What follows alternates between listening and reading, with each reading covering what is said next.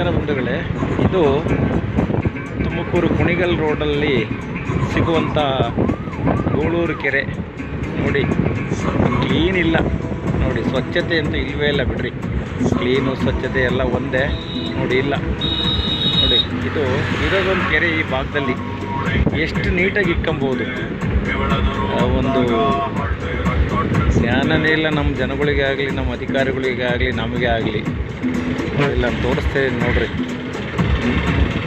ನೋಡಿ, ಸ್ಪಷ್ಟವಾಗಿ ಕಾಣ್ತಾ ಇದೆ ಇಲ್ಲಿ. ನೋಡಿ, ಎಲ್ಲ ಗಿಡ ಮರ ಬೆಳೆದು ಬಿಟ್ಟಿದೆ. ಸುತ್ತನೂ ಅಷ್ಟೇ, ಮಧ್ಯದಲ್ಲೂ ಅಷ್ಟೇ. ನೋಡಿ, ಎಲ್ಲ ತುಂಬ್ಕೊಂಡ್ಬಿಟ್ಟಿದೆ. ನೋಡಿ, ಗಣಪತಿ ಬಿಡಲಿಕ್ಕೆ ನೀರು, ಒಂದೊಂದಕ್ಕೆ ನೀರು, ಏನಕ್ಕೆಲ್ಲ ಬೇಕಾಗುತ್ತೆ ನೋಡಿ. ಎಲ್ಲ ನೋಡ್ರಿ, ಎಲ್ಲ ನೋಡ್ರಿ, ನಮ್ಮ ಕ್ಲೀನಾಗಿ ಕಾಣಿಸ್ತಾ ಇದೆ ನೋಡ್ರಿ.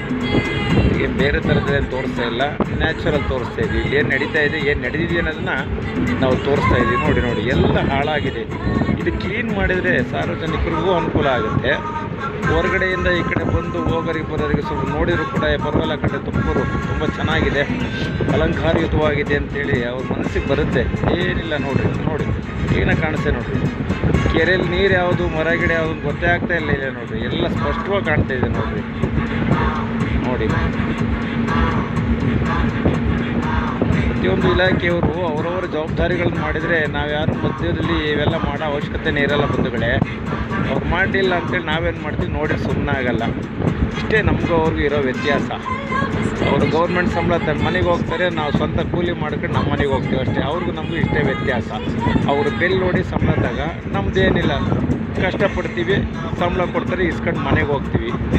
ನಾವು ದಯವಿಟ್ಟು ಈ ಕೆರೆನ ಕ್ಲೀನ್ ಮಾಡಿಸಿ ಸಾರ್ವಜನಿಕರ ಅನುಕೂಲ ಮಾಡಬೇಕೆಂದು ಈ ಮೂಲಕ ನಮ್ಮಲ್ಲಿ ಮನವಿ ಮಾಡ್ಕೊಳ್ತಾ ಇದ್ದೀನಿ. ನಮಸ್ಕಾರ. ಜೈ ಹಿಂದ್, ಜೈ ಕರ್ನಾಟಕ, ಜೈ ಭಾರತ. ಚಂದ್ರು, ಸಮಾಜ ಸೇವಕರು, ತುಮಕೂರು.